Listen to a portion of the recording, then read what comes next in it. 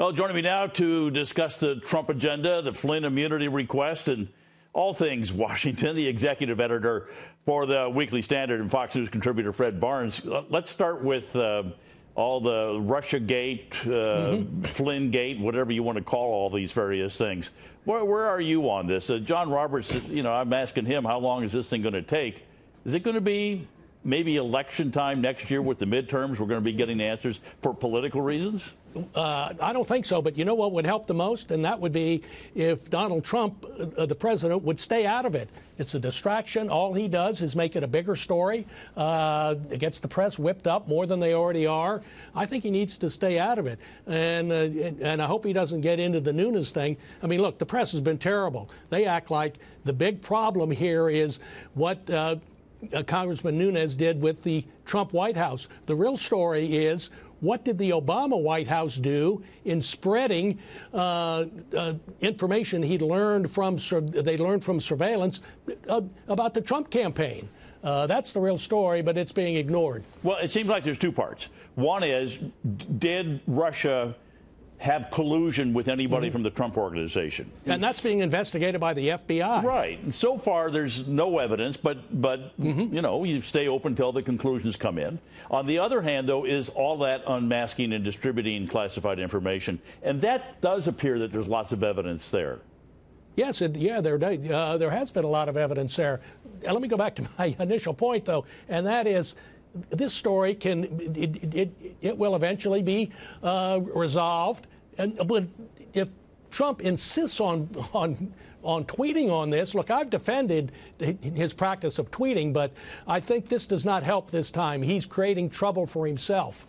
Well, you're not the first person to say that, Fred. I know that. But I don't think he's listening to you. So, because, it was a tool that helped him get elected. So I'm not sure he's willing to walk away from that very quickly. Well, no, I'm sure he is not willing to walk away from it. And I don't blame him. Look, it has some value for him. He can get through to 25 million people without the press interfering and interpreting his remarks and so on. So it's worth it.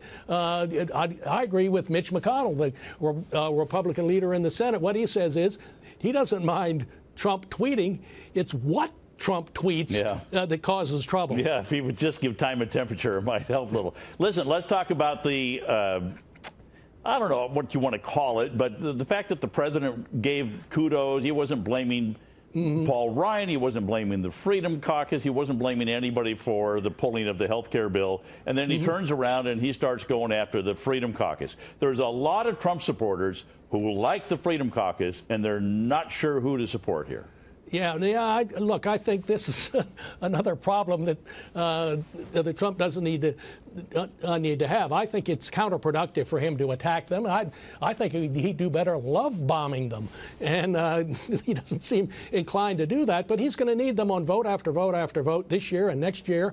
And Tom, can you imagine what would happen if the president is supporting some challenger of a Freedom Caucus member in the primary? Meanwhile, the Republican campaign committee in the House, the official committee, is supporting the incumbent. It'll be Republicans fighting each other in these primaries, the White House versus the House.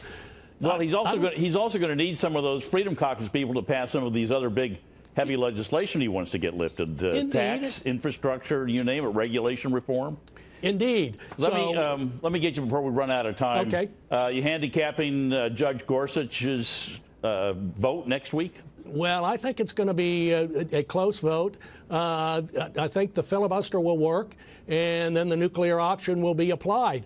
And then Judge Gorsuch will be confirmed. But, Democrats want to keep the filibuster alive. I think Chuck Schumer would like to see a filibuster that doesn't quite work, and so the nuclear option isn't used because he wants it around for the second nominee. I wouldn't be a bit surprised if Chuck Schumer wasn't assigning you vote yes, you vote no, so that I'm betting on the fact that they're going to do it without a filibuster. They're going to get 60 votes, but that's my guess.